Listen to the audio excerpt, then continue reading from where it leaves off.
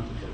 Well, the discussion is about open source in Latin America, and it's going to be led by Gunnar and Christian Perrier. Okay, so what we have here, it's not only in the audience we have a lack of Latin American people due to the strange hours, also down here. I mean, first, I think it's important to start with this.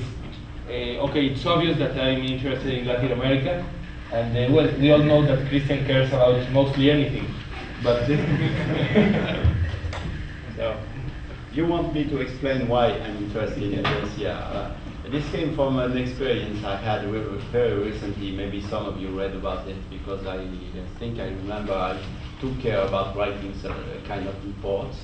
I was invited in a conference recently in Chile, who was not a free software conference actually. It was more a conference about free software, and it was called about social appropriation of new technologies and free software related things. It was held in a social science university, and I mostly met people over there who were involved in education system, in social sciences over Latin America, and well, I was invited there to present the Debian project and give people a better idea of what is so special in our project. These people didn't really make the difference between maybe Debian, Ubuntu, Red Hat, or whatever. So it was first interesting to give a good idea of what is so special about Debian, what makes it. Explain just why I traveled maybe 10,000 miles just to explain them why I was explaining them, and lose my time just to come to Chile. It was a good idea, I think. It was really interesting to feel how free software and Linux and Debian is perceived in at least one part of Latin America. So this is why we had this idea with Gunnar about starting this. This is not a talk. Yeah, everyone got the point? This is not a talk. I'm talking, but I'm always talking. So this is supposed to be an open discussion about maybe what is specific in Latin America about the perception of free software. Maybe not obvious for all of you why I'm telling about specific things. So the point is also to make you feel why there are such probably specific things about free software in Latin America.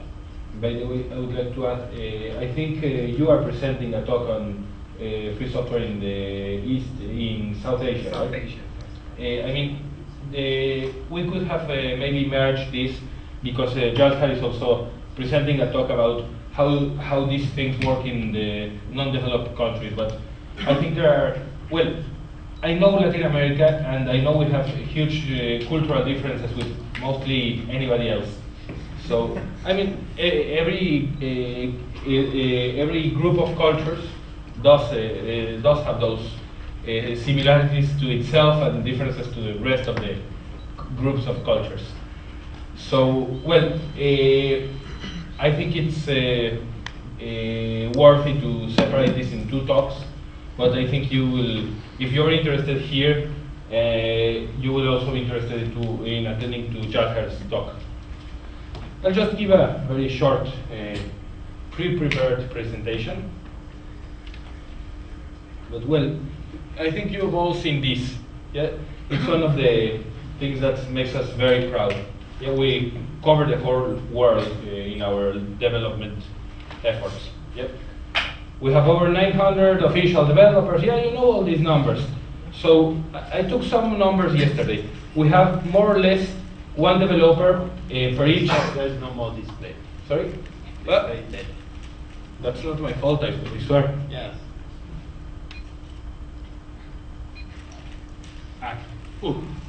Okay.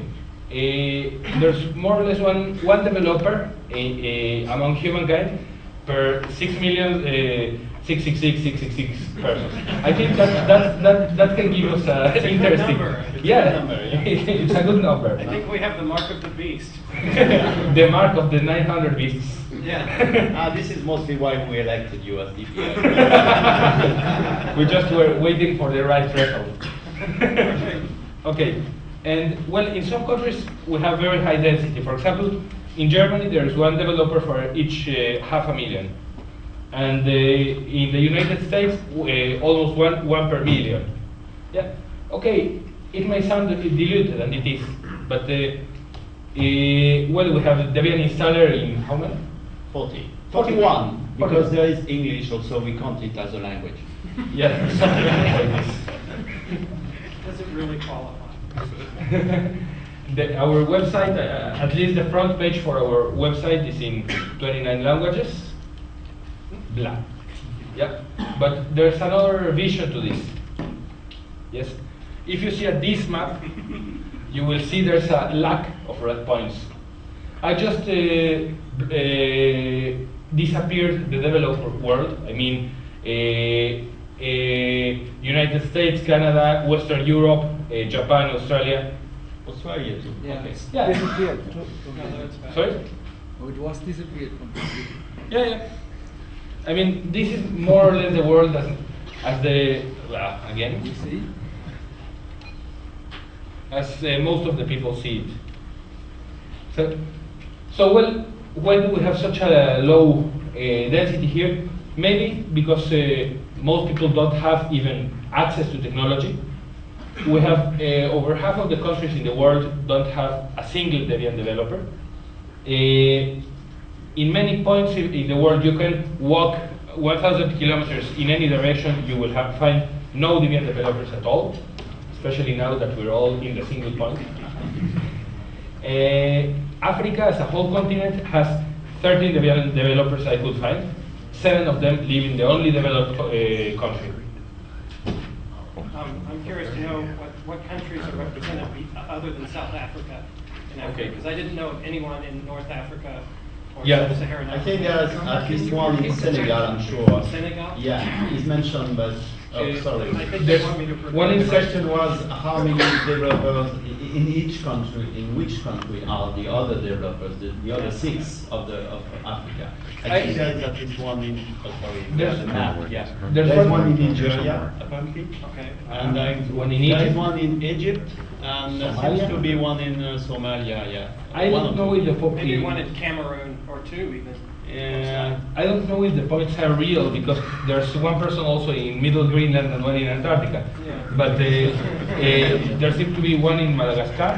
And well, there are, I think, 3 or some Spanish developers living in Canarias, which is, well, technically it's Spain, so I forgot to block it. But it's in Africa. Yeah. Yeah. Yeah. And okay, another blocking point is that most third world countries, well, people care about speaking the official language of the country at most, yeah, because many people speak minority languages. English is quite required to contribute to free software, and well, it's a very important barrier for many potential developers. Yeah, I may have an example for that. I was mentioning this talk I gave up in Chile, and unfortunately for me, I don't speak Spanish at all. And when you go to Chile, and I guess to all over Latin America, when you only speak English, I'm afraid it's not very well received. You are Yankee. There's a kind of Yankee problem, you know. So only speaking English is very handicapping things, and we had to translate very quickly my slides about Debian. So I think I have quite good slides in Spanish now, but the Debian project, by the way, with bad Spanish. They work, although they say happenings instead of successes or things like that. Yeah. And the most important, I have met a few geek people over there, and they didn't speak English at all. So it's completely fake to assume that each and every people involved in the Linux world speak English. That's completely false. So, well, you all know probably that translating everything is a kind of thing I'm always talking about. Of course, when we are back to topic of Latin America, this is very, very important because the feeling about the language, either Spanish or Portuguese in Brazil, is very important. I think that most of you who were in Porto Alegre already felt this, and I think this is even stronger in Spanish-speaking countries. I should say Castilian-speaking countries, by the way.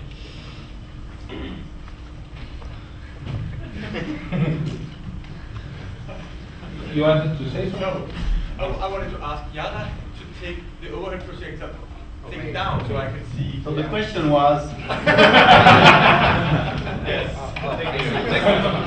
That's very good. You obey the rules. I'm a good speaker. I repeat the question. Okay. Okay, and well, this is not Debian specific. The low population in most of the non-developed world is common to most free software, I think to any free software big project. Yeah. Now, yes, he has a strong outsider motivation to talk about Latin America because he was just involved in this initiative. My main motivation to do it was because, well, when I was accepted in Debian, this map, which is quite sparse, was even sparser. And well, one of the tasks I've set to myself is promoting free software all over the continent.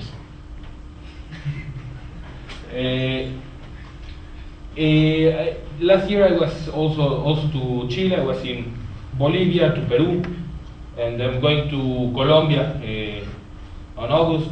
So, well, I've been trying to get more people in joining free software projects because, well, it's a part of the world I live in. I think, well, as the saying goes, that you should think globally, act locally. So that's why I chose to give this. Now, there are some very strange, very specific things about this continent. Distances are not what you are used to if you are Europeans. I mean, for example, when I went to Chile, Martin Michelmeier was also invited. And well, he was trying to arrange, he asked me to check with the organizers that, well, maybe now that he's in Chile, he can just take a bus and go over Machu Picchu, because it's a very interesting thing in Peru. Yeah, that will be from here, from Valparaiso to here. It doesn't seem too far. It's 2 days of travel. Yes? So distances are not anything, and people cannot afford to travel by plane. Bolivian planes, for example, I took a plane from Sucre to La Paz, the two capitals of Bolivia. It was $60, and it was quite cheap for me. But people there prefer spending over one night on a bus on a dirt road, because there's only a dirt road. And well, I saw some interesting things in this last year. In Bolivia, I mean, network access lags much behind what we see here. The download rate I have here from anywhere in the world is more than what I have in my university, locally. I mean, from the same university. In Bolivia, very few people can afford a computer, but anywhere you go, in every medium-sized city, you have plenty of internet cafes, and they're usually full. And well, people really use that resource a lot. I know that, well, when you don't own a computer, you cannot choose what to install in it, and that's a severe handicap, and you don't have a space of your own. So that's an important task the Bolivian people must see. I don't know, to make some community area to have their development hosted. Yep. Mexico, well, we have DSL coverage in over 80% of the country, but then again, we have about 5 to 10% of people who can have a computer, so it's not really worth much. Yep. In Brazil, there are also community points everywhere. I think, well, you know more or less these examples, but this is the most important problem we have in Latin America. Yeah, there's a story about this princess, Princess Malintzin. She was a princess of one of the pre-Hispanic people, the countries they had. And well, when the conquerors got to Mexico, she was offered as a bride to the conqueror. And she learned Spanish and she served as the translator. Well, then Hernán Cortés, a couple of years later, when he was already governing all of the New Spain, that's Mexico, more or less, well, he got tired, left her, gave her in marriage to someone else, and went away. Yeah. And it still happens all the time. We call that malinchismo. Yeah, that's the reason, for example, why Christian was invited. We have Debian developers in Chile. Yeah. One. Well, one and a half, really. 1.5, because another one is in new maintenance queue. So that's very few in terms of numbers. But it's quite high in terms of comparing to other countries, other surrounding countries. Chile is really the most advanced country. Yeah, then Gunnar mentioned the development of connectivity, so the supposedly poor development of connectivity. But things may change in the future, because what's the main difference over there is there seems to be, I say there seems because this is a feeling for me, to be a strong involvement of the local authorities to develop a local software industry, I guess, and improve connectivity. I attended a few presentations over there about covering maybe half of Santiago with free wireless connectivity over there with the small boxes around the streets. This is funded by the local government to give very, very easy internet access. So as long as you have easy internet access, you have the first brick on which free software development can be built on. But this is probably a difference with our countries, I say our countries, over Europe, over United States, Australia, and so on.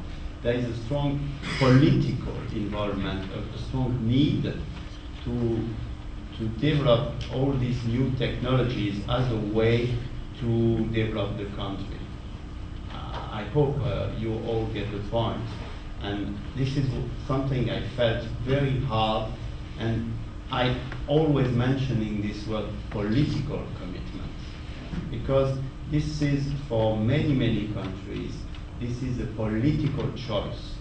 For instance, choosing free software is first a political action before being another type of action. So well, I know that among the Debian community, there are both people who think in political things, other people who think mostly in technical things. So we are not only a technical community, we make political choices in Debian. Am I right? Beloved DPF, do you agree on this? But when people talk about free software over there, and especially the conference I was at, it was mostly about political involvement.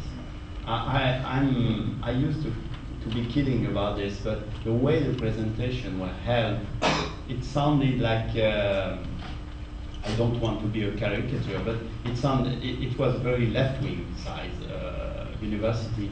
And I felt in the old days of the 70s in Chile, you know, and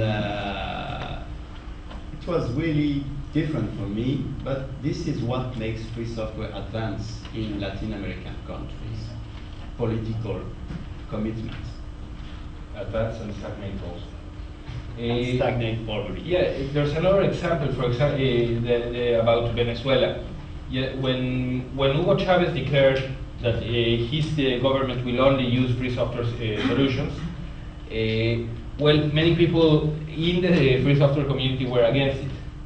Why? Because Hugo Chavez had a weak support in those times.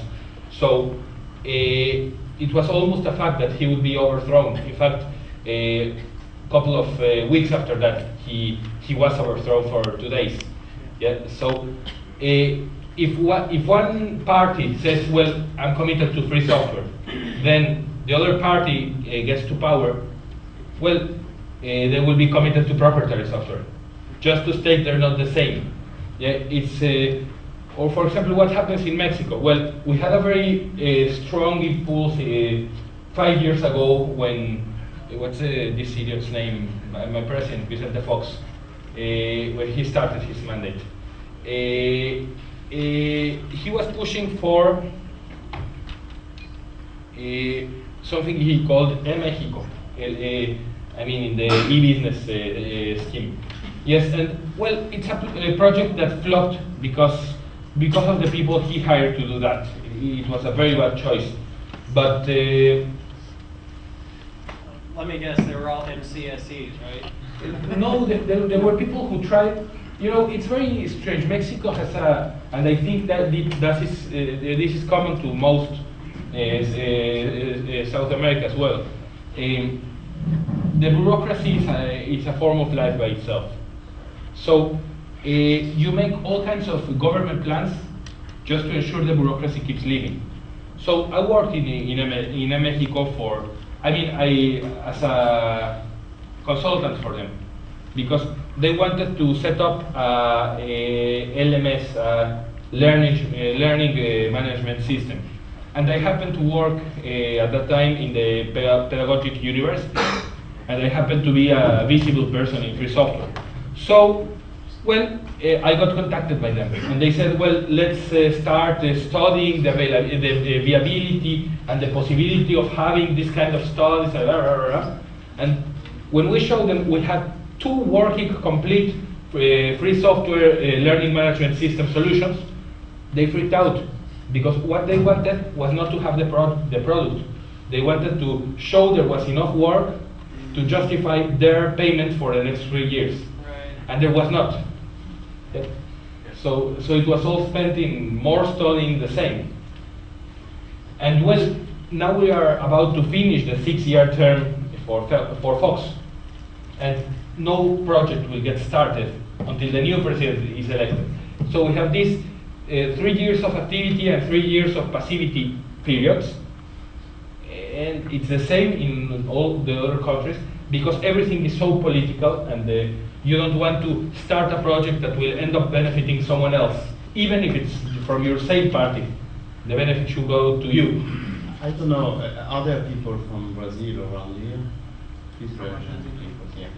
It would be interesting to have your opinion about this strength or weakness about these political things in your countries, or maybe in Argentina also. What is your feeling about all this? You want to share with us? I think the political side of things in Brazil, with the PC Conectado, is going to change somewhat the map of access to computers, to technology. PC Conectado is a low-cost government project, which basically will give as many people as possible access to a Linux operating system. This is a government. This is government funded Government to funded, give yeah. access to computers To with Linux. Linux operating With Linux. systems. Maybe not Debian, But the actual distribution has not been decided as yet. There is some talk about it being Caribbean, which is Are there such similar projects in Argentina? Well, maybe Margarita would like to share with us, please. Just throw the microphone. Just throw the microphone over. I try to take advantage of the few Latin American people around me. Well, contrary to Brazil, in Argentina, this year a project was started to give people access to a cheap computer. And the cheap computer was not really cheap, and it included Windows. So from the free software community, there was quite a movement to stop this, because it's like ripping people off. Yeah, the idea was first giving access to computers, then we'll see later. I think I talked with Jada yesterday about this.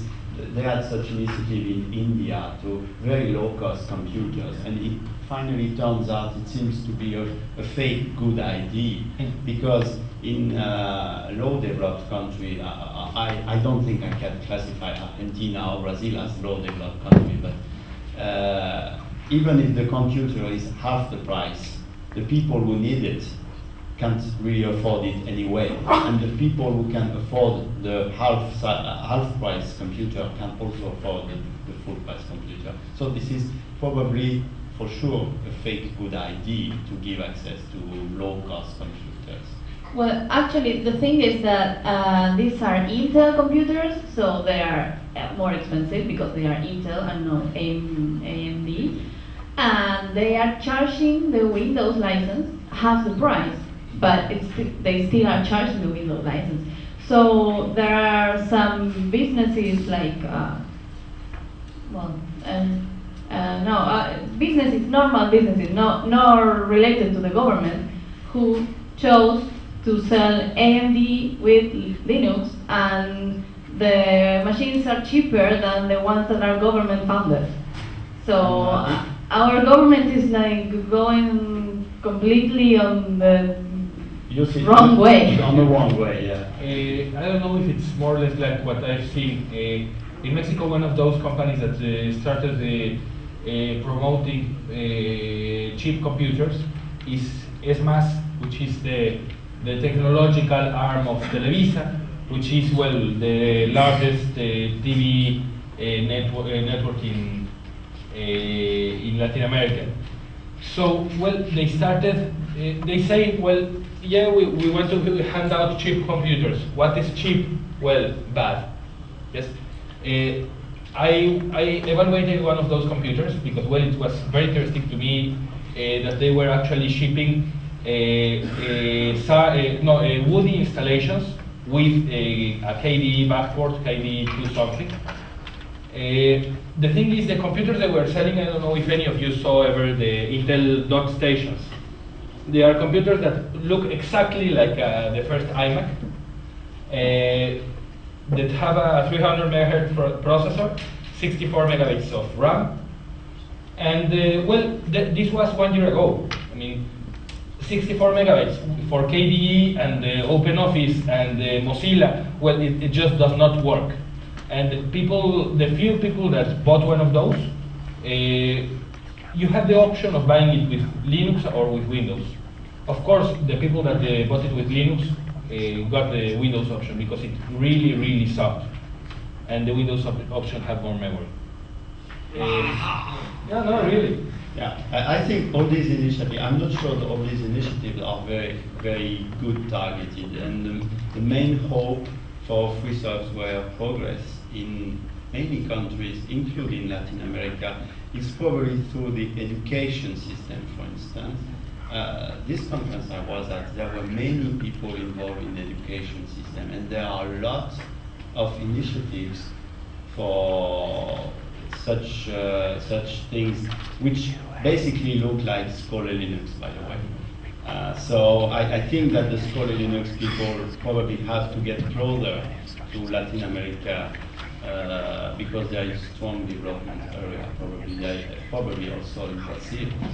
And well, I just don't want to forget to mention this. There is probably also a strong connection to develop between the communities and probably the Brazilian community and the Spanish-speaking countries community, and connect together all the very small initiatives you may have in all the countries. You have Debian Chile, you have Debian Peru, you have a lot of organizations in Brazil, but now it's probably time to connect together, which may not be easy, but this is the thing to do. The organizations are emerging currently, and the danger for me is to have all these things evolve separately. You know, there's certain truth and certain falsity, what you say. Because most South American countries are closely related between each other, and of course, closely related to the giant that's Brazil. Yes. I mean, Brazil has a border with every South American country except for two. But on the other side, Mexico, it was very weird for me to go to South America, because in Mexico we have really only one border with the United States. We don't care about what goes on in Latin America.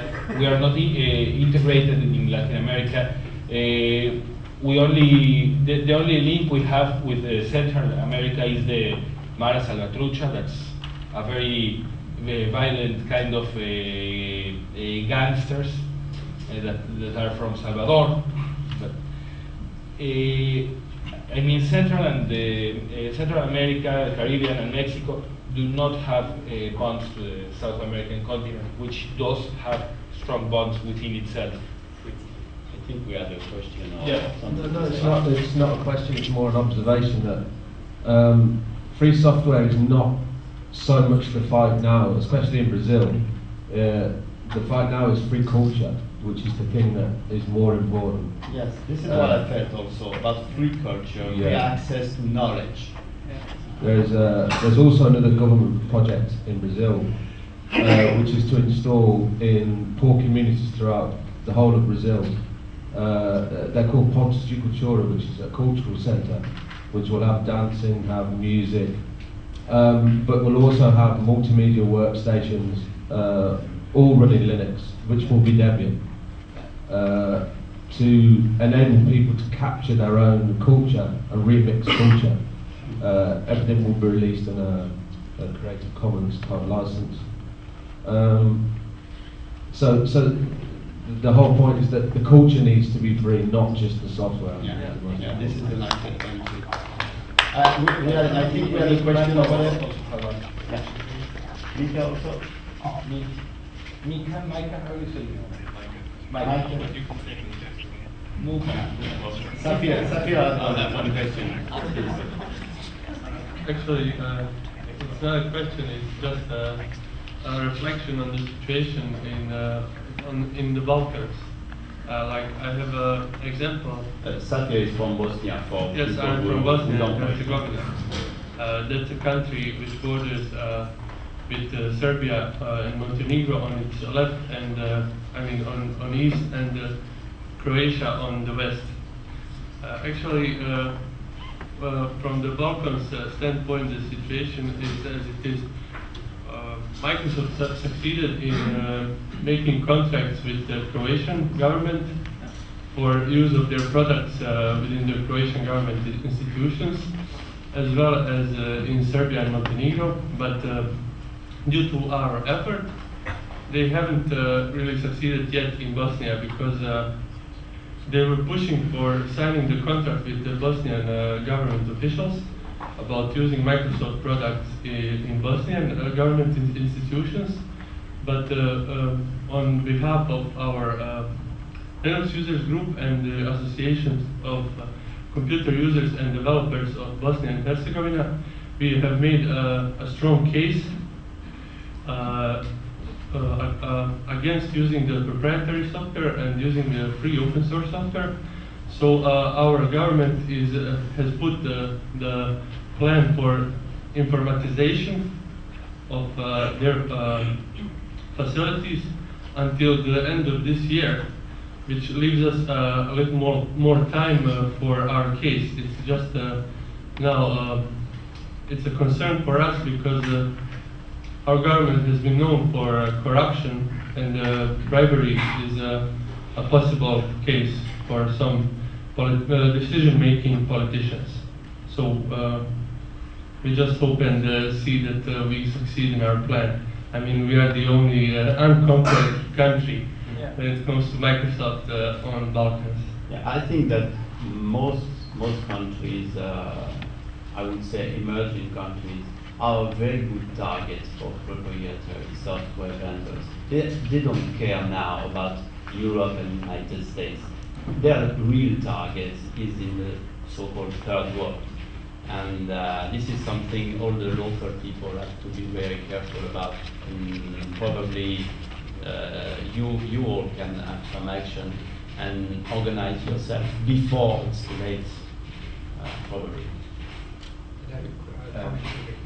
Yeah, one thing, it's not Latin America, but I was in Africa last year and spoke with some developers from Nigeria, and they expressed I asked them why there's not so many free software developers in Africa, and their opinion was that for them, they're spending, well, for us in developed world, we are able to work on free software as a hobby in our spare time. And for them, the problem was in their spare time, if they're going to work on something, they need to be working on something that's developing a skill they can use to make money. And so unless they are using or developing free software so that they see an obvious economic benefit that can be made so they can make money for their family, then they are not wasting time with that. Because if there's not free software jobs in their country, then they're just spending idle time, then it's dangerous for them. That's what they tell me. It's a luxury. Very important point there. I mean, for example, looking back at what I was telling about Bolivia, well, I know there are some internet cafe-like solutions, and many countries are just like it. There's a very special thing about Bolivia that I didn't mention, and it's I think it's valid in most countries there. One of the main incomes of the country is that they export people. Yes. In Bolivia, all the internet cafes are so crowded because you have the family living in Europe.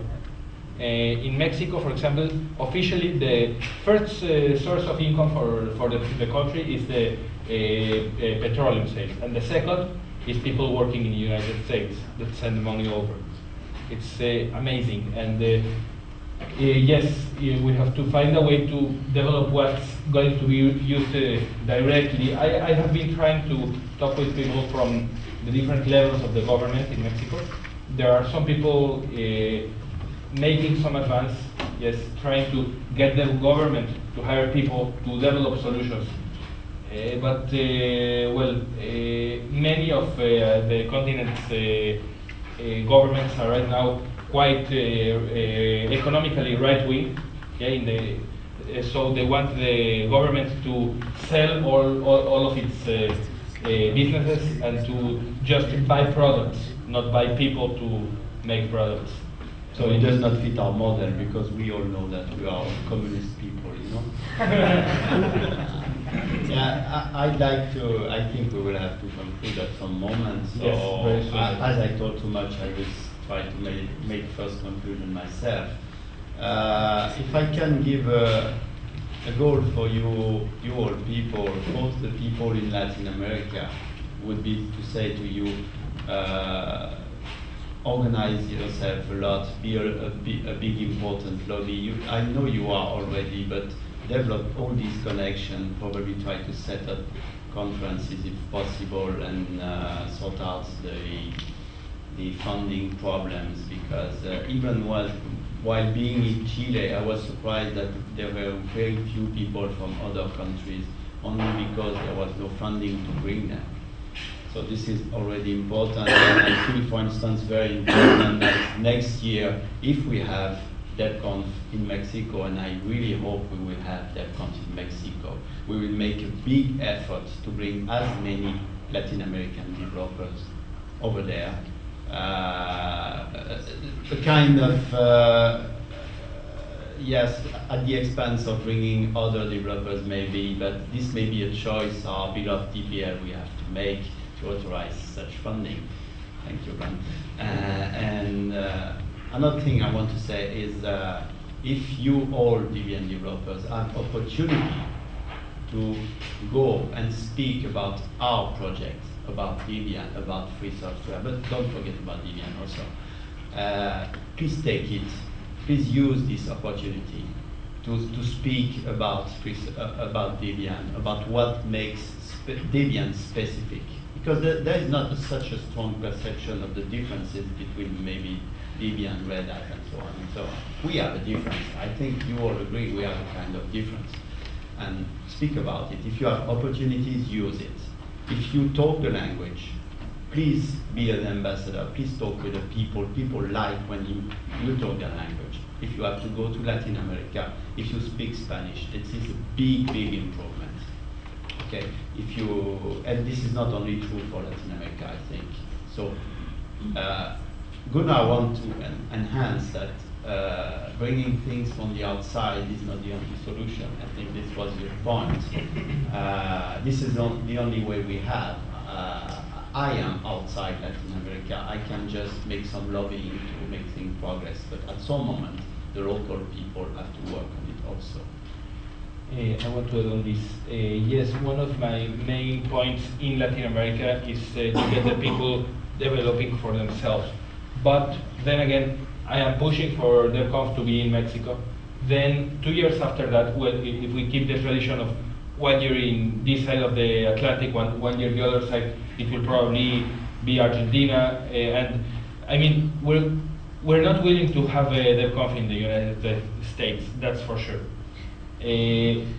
So we have to be in Latin America. Yeah. But what I want. There's still Canada. You're good. Just in Canada, they had one. Okay.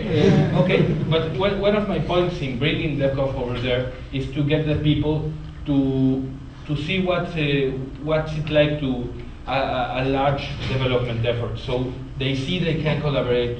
So local people see they have a place in a global effort, and to get more people involved. I think it worked well last year in Brazil. I was very happy to see a lot of local people coming and just hack around in the hack lab. I had a few features of this, and this is how DevConf should work. So if we have DevConf in Mexico, yes, I hope to see a lot of Mexican people with these big hats sleeping in the all around. Okay, I hope to get that image out of you. We don't like sleeping on cactuses. We have another question. Maybe I should just make Sorry, we a. are out of time. We are out of time, so this is the last question maybe. Okay, yeah, maybe I should just give a quick update about what happened after DevConf in Brazil. The DevConf in Brazil was in the south of the country, which is the most advanced part of the country. It was very westernized. But there was quite a few people that came down from Amazonas, from the northeast. About 2 months after, we had Debian, which is Debian Day for Debian's birthday.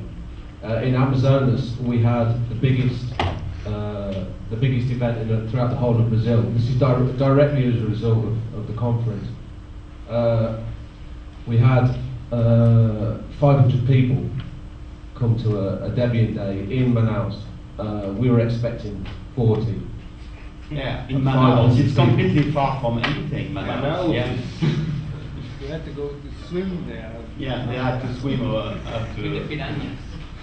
With the piranhas, you're right. Just like the Finn people jump out of the sauna and jump in the lake, you know. So, yeah, I think, well, it was time to conclude. So it turned out to be kind of talk, so I'm really sorry we talked too much. And, well, I think that Gunnar and I were very happy to see a lot of people attending this.